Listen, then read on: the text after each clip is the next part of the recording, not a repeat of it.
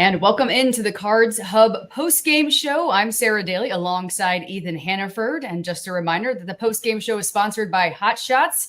St. Louis is home for all the games, all the time since 1990. Find yours at hotshotsnet.com and also by DraftKings. The crown is yours. Well, good evening. And Ethan, let's get things rolling right away. An enjoyable game for Cardinals fans. Exactly what we wanted to see here in this first matchup against the Astros. Sonny Gray, a stellar start. The Cardinals' bats came alive as well, but let's start with the pitching and tackle that right now for the Cardinals.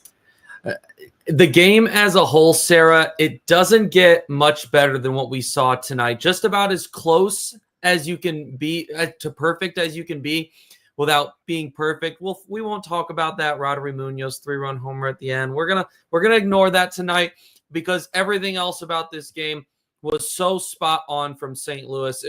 It goes to show what the peak of Cardinal baseball can be. Now, obviously, I don't think it's fair to expect 8-0, 8-3 outcomes every single game from your ball club, but a really good example of the potential that a lot of different pieces of this Cardinals baseball team can be in 2025. Sonny Gray was phenomenal tonight. He ends up throwing 7 innings of shutout baseball, 3 hits allowed, 1 walk, 4 strikeouts. The strikeout numbers haven't necessarily been there this year from Sonny, but what that shows me is a veteran pitcher that we know has been working through trying to get back to what his velo was last year. Yes, it has continued to climb just about every single outing this year, but it's still not quite to what it was last year, but it's finding different ways to get outs. Last year, we know that he relied a lot on the strikeout, was the first Cardinal pitcher to get back to 200 strikeouts in several years. Not the case early in the year. He's been relying a lot more on weak contact, which is we know that that is a common trend for Cardinal pitching and has been for the past several years. Sonny Gray fitting into that mold very well, and he's letting his defense play behind him. The defense was phenomenal tonight. A couple of great plays from Jordan Walker early in the ball game, including that diving one that he made early on. I saw a stat earlier that the 145 feet covered, that is the most that we have seen from someone in Major League Baseball this year. So using the legs, those long legs to be able to get to that one. Later in the game, we saw Brendan Donovan make a nice play, getting a fielder's choice at third base when you field the ball to his right at short. A great play there in the 9th inning as well, a diving play from Brendan Donovan once again. So the defense helping out the pitching, but showing what this pitching has potential to be as well. Through their last 6 starts, the starting pitching core, a .97 ERA, Sarah. It wasn't pretty through round 2 of the rotation, but round 3 has been much better. Now we're technically into round 4, Sonny Gray making his 4th start of the season. But the starting pitching has been excellent of late, and the defense has been helping them. So like you mentioned, Sonny Gray going 7 innings tonight, another performance the Cardinals needed to go deep into the game, so you're not eating up innings out of the bullpen. And when they go against the Houston Astros for the second game, that's something they really wanted to attack, was that starting pitching to make sure they can chip away at the Astros pen and hopefully gain a little momentum for the series, to take this series from Houston. But you mentioned some of the defensive plays by Jordan Walker. He was absolutely fantastic. A couple plays up against the net out of bounds. He had a couple down the line, running here, running there, and all smiles out there. It's really nice to see the Cardinals ball club having fun. That's what they should be doing. They're a very, very young team. They're out there having fun. They're starting to hit the ball, and everybody's contributing. It's not one player or the other that's really stepping up. So again, Jordan with those great plays, Donnie and Arenado, absolutely fantastic tonight. Great there at the plate. So a lot of fun to see the Cardinals put some runs across the plate, and Arenado getting another home run out there. Nolan Arenado, boy, was he a spark plug tonight. I think the last time that we had seen 3 extra base hits from Arenado in a game was July of 2023. So it's been a little while for Nolan Arenado since he's shown the slug to that extent in a ball game. So that was encouraging. Listen, the fact is this: Nolan Arenado, there is no reason he shouldn't still be your best hitter. He's batting 4th every game for a reason. That's where you put your power guy.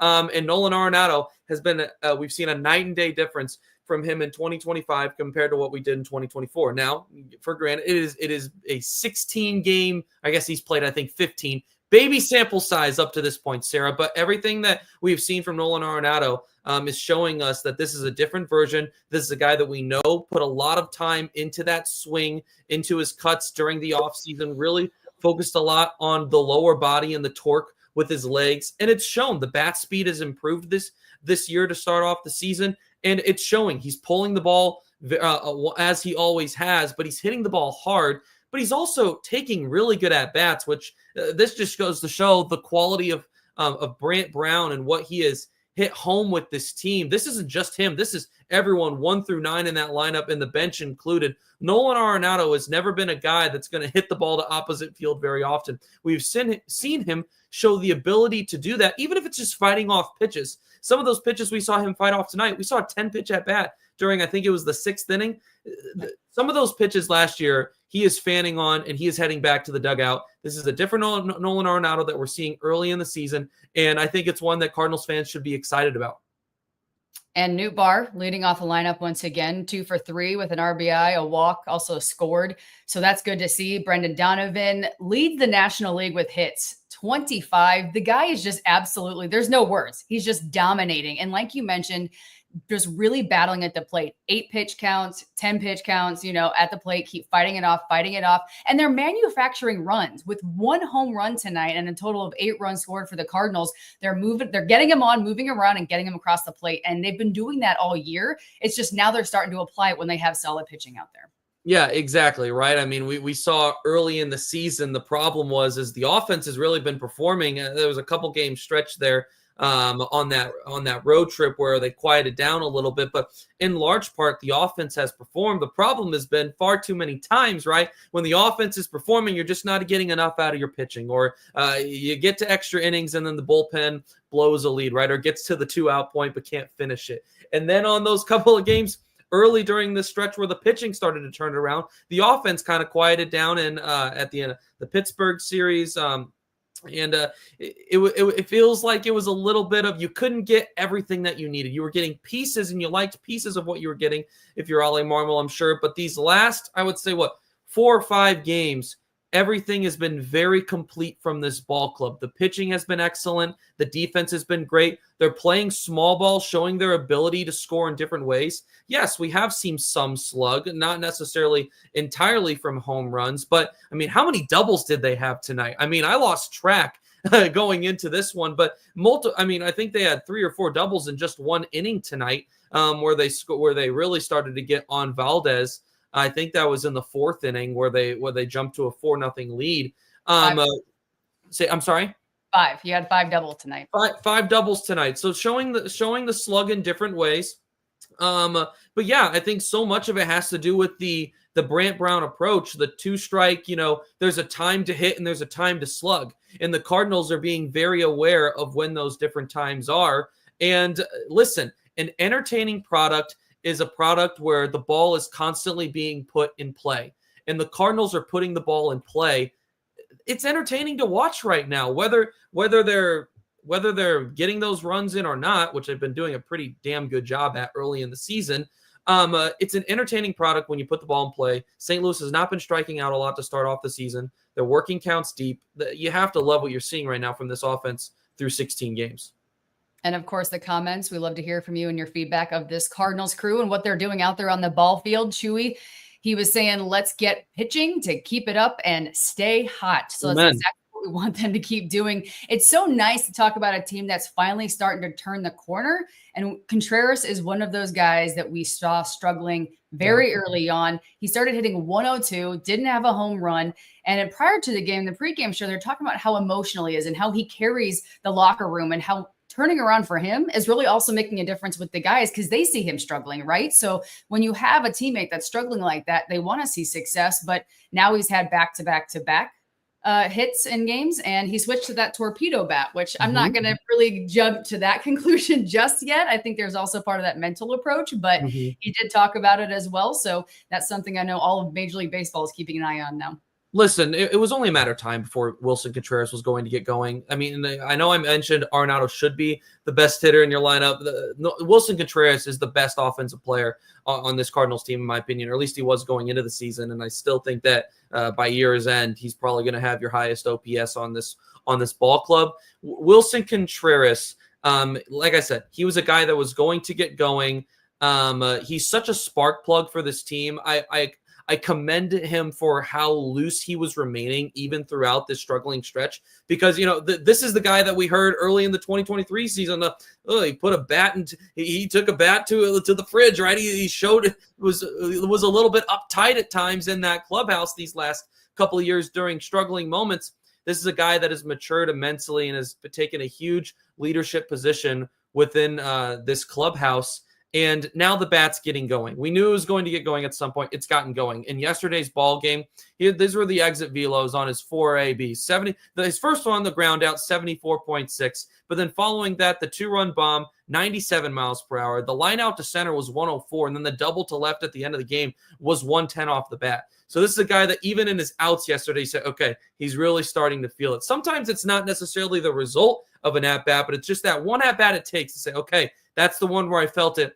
And that's all it takes for a guy to get going. And I think that that's what we're seeing from Willson Contreras. The quality of at-bats continue today, hit a couple of balls hard once again. And that's a sigh of relief, because with Vaughn Herrera going to the IL, he was the guy that you were like, that's the guy I'd ideally have in the 2 spot with Contreras struggling, so he can get maybe some ABs with less pressure on them in that spot. He seems like he's getting back to it. And hopefully I'm sure the Cardinals feel confident as they continue to see this from him, keeping him in the top of the lineup. It relieves Ollie Marmol, no doubt, of how to construct that lineup on a day-to-day basis.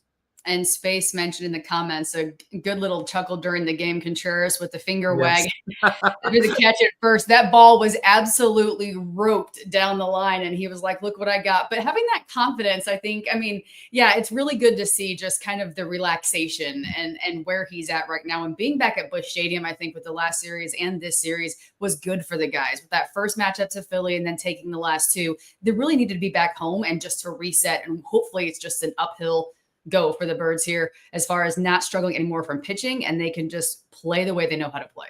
Yeah, good ball teams win at home, right? And this is in Busch Stadium has always been a place where, you've taken pride in that you're going to have success at home because you're going to have the crowd on your side. Even when it is smaller crowds like we've seen to start off the year, Cardinal fans are smart. They appreciate the way that things are done the right way. And even when we see that, we hear the fans applauding the different things that are being done that include the small ball at times. So Cardinals fans pick up on that. They understand that.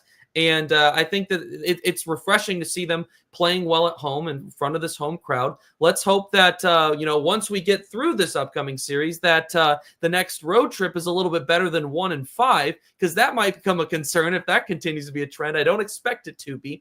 But this Cardinals team is showing early in the season, perhaps, that it's not going to be one solid throughout the year, one consistent product. Maybe there's some highs at times, maybe there's some lows at times, but at least it keeps you on your toes. I'm not saying this team is going to be a 90-win team. I'm not guaranteeing that, right? But I think we're seeing what the ceiling can potentially be for this team, and that this team, I think, is definitely better than some people, I would say, expected them to be initially.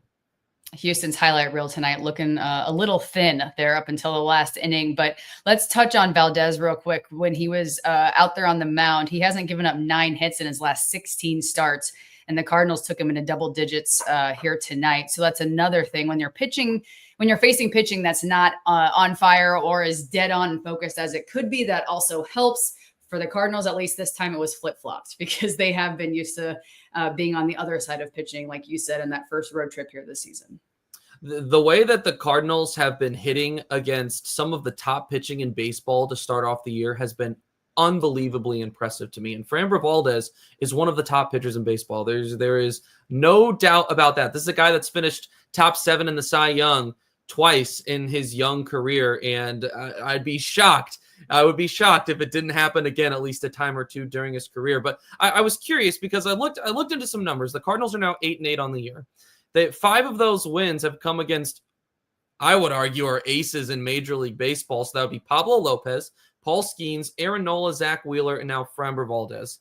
Their numbers against those 5 starters, Sarah, are absolutely insane. Those starters are averaging about 5 1/3 innings pitched. The ERA of those 5, 6.92. And the Cardinals are hitting .318 against those 5 starting pitchers. And it's even better when you take out who I'd argue is the worst out of those 5, in Pablo Lopez. He went 5 innings and allowed 2 earned runs on opening day. I think I heard on the broadcast the number. It's like the ERA is right south of 8 against those last 4 starters. The Cardinals showing their ability to hit against very good pitching. It's not just any pitching. These are some of the best pitchers in baseball.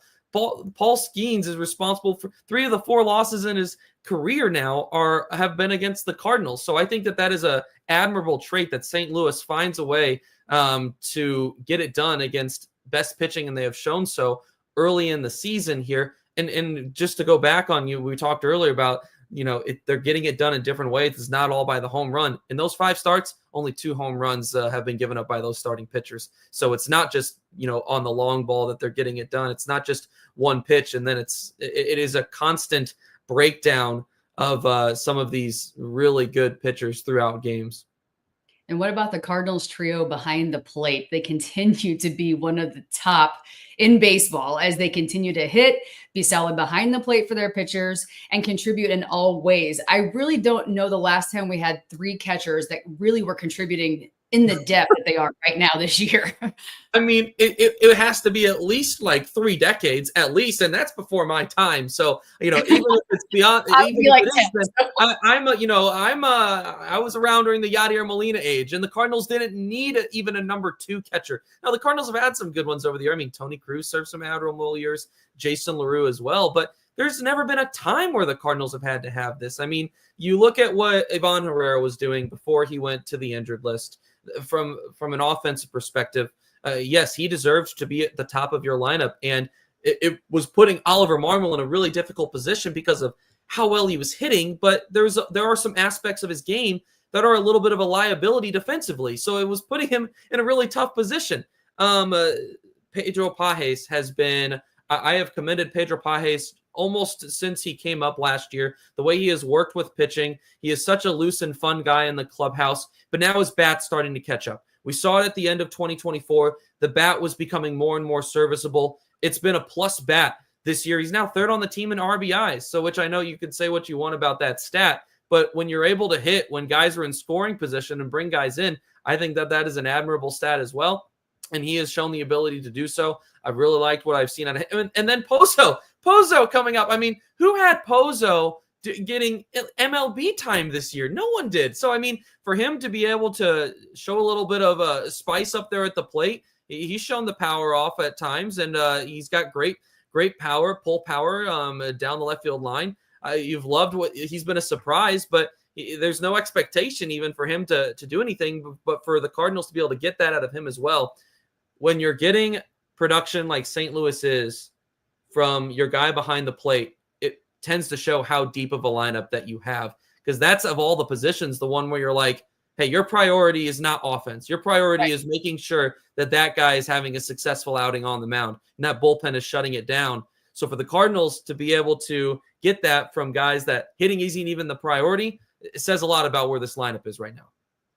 C. Ramirez in the comments said, living in the Houston area, I'm loving every bit of this. My phone has been silent all evening. So thanks for joining us from the Houston area. I love to hear that. But, it's been a rivalry for the Cardinals for years. We hadn't seen him in a while. It's good to have him back at Busch and, going over some of the greatest memories from Cardinals history against the Astros, some that will be forever lived as some of the biggest moments in Cardinal history. But Wednesday's pitcher still TBD from the Houston Astros. So what are our expectations here coming into this 3rd game of the series, looking past tomorrow's matchup? So I got to take a look and see. Tomorrow we have Eric Fetty going. So that means that, I'm trying to think who would be. Is it Palante? Is Palante going for us on Wednesday? I believe so. Well, I mean, if it's Andre Palante, I mean, you look at what he did in his last outings, what he's done in 2 of his 3 outings this year is, I mean, he's pounding the strike zone. I mean, you loved what you saw against a really talented Philadelphia lineup in his last start. This is a guy that's going to get ground balls, a lot of ground balls. It feeds perfectly into this defense. I think that the Cardinals so far in their couple of games that they have been without Mason Wynn in large part have done a really solid job up the middle. Brendan Donovan, I'm convinced you could put him anywhere on the field and he's going to play above average defense. I mean, we saw that tonight at shortstop. We saw it. We've seen it at second base plenty. I mean, we've talked about his bat. He is just so impressive defensively. I mean, he has to be in the. He's probably going to once again be in the mix for a utility Gold Glove just because of how stellar he can play all over the place. But that matters, especially for this Cardinals rotation, especially for a guy like Andre Pallante, who is going to throw a lot of sinkers and he's going to induce a lot of ground balls. I mean, this Cardinals defense is set up perfectly for it. But it's a relief that even when you have a guy as stellar in the heart of that defense on the infield as Mason went out for at least a week and a half, to have the defense feel like, at least so far, like it hasn't skipped a beat, like there hasn't even been that much of a difference, is really encouraging. So let's hope that Andre Pallante is able to keep it going. Let's hope that the quality of starts that we've seen from this starting pitching is able to keep it going. And let's see if we can pull another series win out of the bag against a Houston team that is going through a little bit of a transition period right now. You know, they are trying to, I think, figure out a little bit what some of those missing identity pieces are right now. You know, this team doesn't have Kyle Tucker. It doesn't have Alex Bregman. It still has Altuve, but you look at that three-headed monster that they've had the last couple of years. They still have Yordan. How can I forget of Yordan Alvarez as well? But still, I mean, a couple of these cornerstone pieces that they've had, they no longer have. And, Isaac Paredes, solid ball player. Christian Walker, solid ball player, but both are off to relatively slow starts to the season. And they're going to get it going eventually. This is a team last year, if you remember, that at one point was 12 games under 500 early in the season. They ended up winning their division. So, this Houston in the last couple of years is familiar with slower starts, but I'm glad the Cardinals were able to take advantage of that tonight. Hopefully they're able to do so throughout the remainder of this series. So Houston, I guess they are saying on the comments, it's Matt's on Wednesday, which I totally spaced about that. Matt's, that's right. The 16th. Yes. Correct. But I guess pitching for Houston on a Wednesday is Blanco. So it's showing that on the Cardinals website. Okay. I know prior to the game, it was TBD. So that was what I was discussing there. But as far as this post-game show and the Cards Hub STL, it is also sponsored by DraftKings. So do keep that in mind because DraftKings, the crown is yours. Download the DraftKings Pick 6 app and use the code STL Sports. That's code STL Sports for new customers to play $5, get $50 in Pick 6 credits. Better payouts, bigger wins, only with Pick 6 from DraftKings. Gambling problem? Call 1-800-GAMBLER. Help is available for problem gambling. Call 888-789-7777 or visit ccpg.org in Connecticut. Must be 18 and over. Age and eligibility restrictions vary by jurisdiction. Pick 6 not available everywhere, including New York and Ontario. Void where prohibited. One per new customer. Bonus awarded as non-withdrawable Pick 6 credits that expire in 14 days. Limited time offer. See terms at pick6.draftkings.com/promos.